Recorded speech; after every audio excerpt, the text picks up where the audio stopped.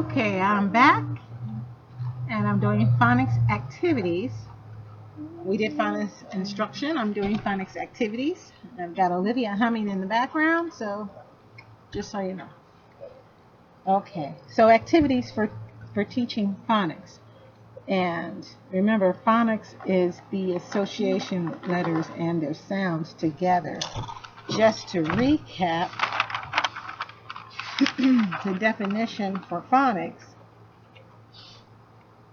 Phonics has the 5 steps: letter sound correspondence, onset rhyme instruction, phonics generalization, polysyllabic word decoding, high frequency sight words.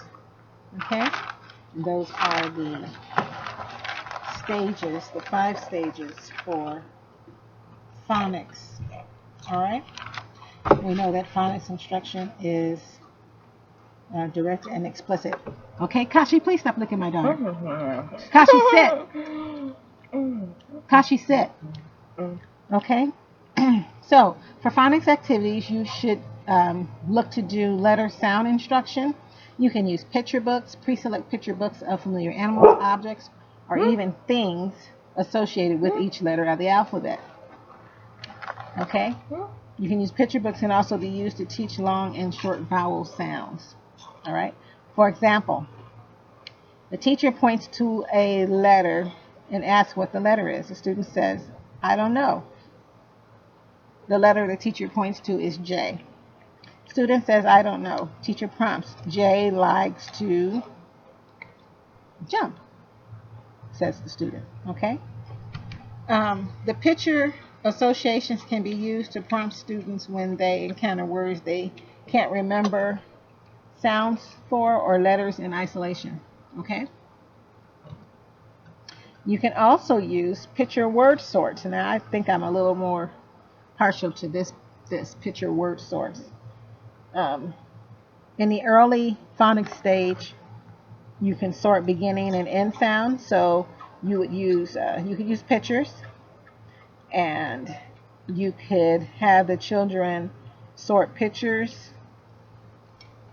So if the letter is C, then they would put all the pictures that start with C under the C column.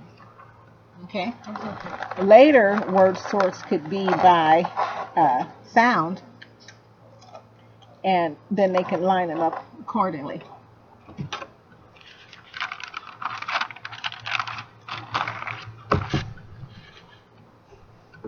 Word walls are also very helpful for teaching phonics. So in the early stages, you would put pictures of words under upper and lowercase words. Okay? That's the early stages. I'm sure the later stages would involve putting the actual words under the appropriate upper lowercase letter. All right? For onset rhyme decoding, you could have the students sort words by adding onsets and rhymes. So if you had C's, you can have them to add AN or AT rhymes. And they can become, if you had the letter M as the onset, then they could add the rhyme AN, which would become man. Okay? Or you can add R for ran, or T for tan, or F for fan. Okay? Why? Because it helps students pay attention to words that use common rhymes, thus enabling them to decode them when they appear in print. So with them having already learned, previous words, anytime you just add a different onset, they still have an idea of how to decode the word, even if they've not seen it before. Thank you. All right. Let's see. Word building using phonics rules. Sorting words by rule generalizations. Okay. So you can sort words by the generalizations themselves. So you can sort CVC words. C for consonant, vowel, consonant, right? So then the students would find words and put them in the correct category, like cat, the consonant, vowel, consonant. Or CVCE is cape. And of course, we learned earlier that this cap became K, the E is silent, making the first vowel sound a long vowel sound. I know that's in reverse, but see it? Okay. All right. Now, something I didn't mention to you, but you should remember, very important, spelling spans all areas of phonics instruction. Okay? Spelling spans all areas in phonics instruction. Okay? All the stages use spelling. Even in the beginning stages when it's just, nonsense writing, you still want to encourage early learners to write, even if it's nonsense writing. Okay? Next stage, we've done the letter sound stage of phonics, right? Letter sound correspondence. We've done onset rhyme instruction, and we've done phonics generalization rules. Okay? The next stage is polysyllabic word decoding. Will be followed by high frequency and sight words. Okay? So, polysyllabic word decoding. Think of the word anti-disestablishmentarianism. That's a mouthful, right? Anti-disestablishmentarianism. Wow. Can you imagine seeing that word as a kid? Oh my gosh. Reading such a word requires knowing how to decode words with open and closed syllables. Not an easy thing to comprehend. It really is not. Right? But we're going to try. Okay? We're going to try. All right? So, this is a third grade skill, being able to distinguish between open and closed syllables. This is a skill that students should have by the time they're in the third grade. So, an open syllable, best way to teach this is by example. Say mama. Put your hand on your jaw and say ma. Mama. Yeah, mama. Each time the jaw dropped, marked a syllable. Ma. Ma. So it's two syllables. It dropped on the voice vowel. No consonant followed the vowel in each rhyme, so it is open. Okay? So ma, there's no consonant behind it to close it, so it's an open syllable. In contrast, the closed syllable in a word like Batman, the syllables are closed since there's a consonant in the rhyme. The rhyme, remember, the onset and the rhyme, so it's Batman. Batman. Right? So open sounds is not followed by a consonant, and the mouth is left open after the vowel. And in a closed syllable, the mouth is closed because it needs to pronounce that consonant. Okay? There are 4 types of polysyllabic words to remember for the RICA. 4 types of polysyllabic words to remember for the RICA. There are compound words like Batman and toolbox. There are complex words with prefixes like and suffixes like anti-disestablishmentarianism. And there are decodable words like calculus and elephant, right? And there are irregular words like Wednesday and February. Okay?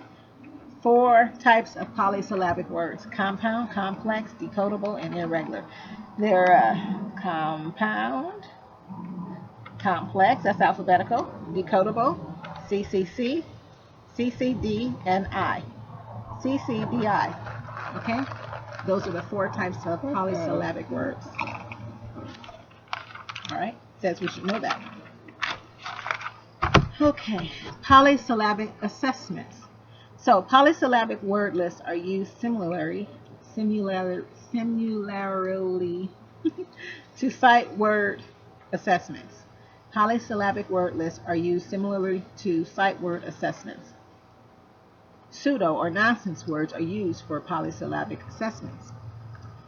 Why use a pseudo word or a fake nonsense word? Because the child is not distracted by comprehending the word being read. They're just trying to read it. Okay? So, for instance, I'm going to show you 4 types of polysyllabic words.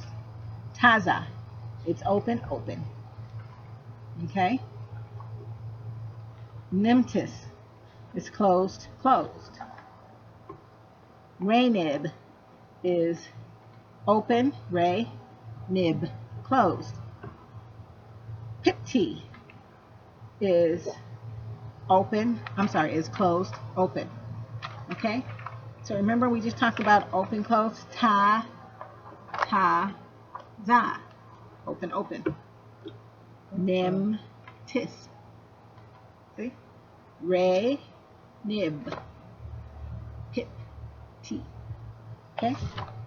Teachers can assess areas of need. Maybe they have needs in open, open syllables or closed, closed syllables. Right? It's just a matter of figuring it out. Okay? So, how do you teach polysyllabic word instruction?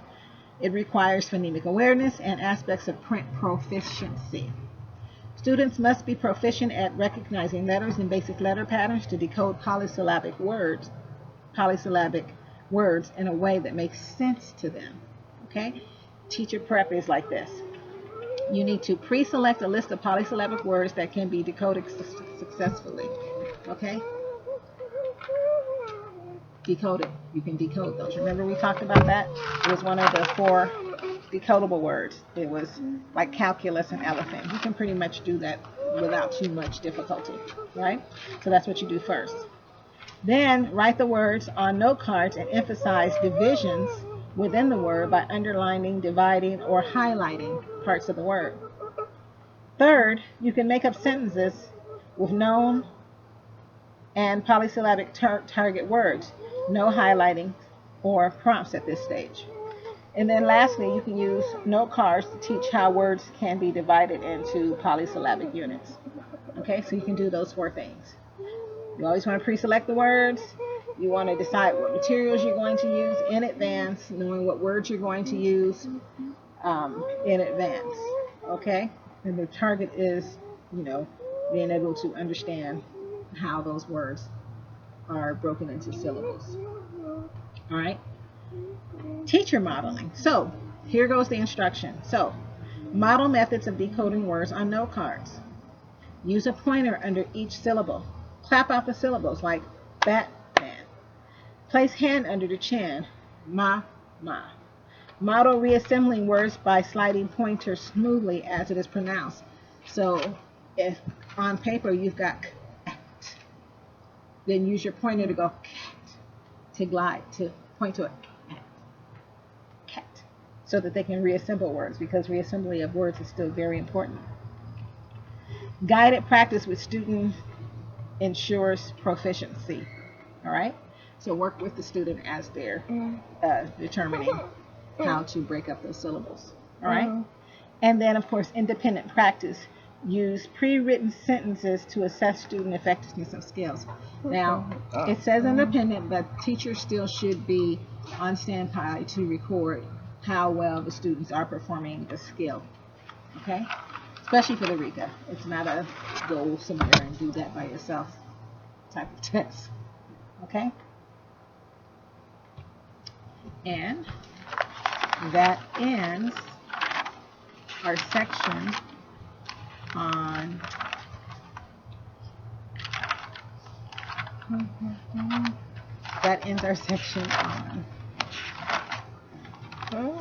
polysyllabic word decoding.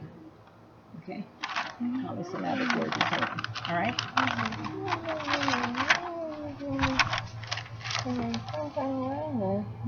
Polysyllabic word decoding. Okay.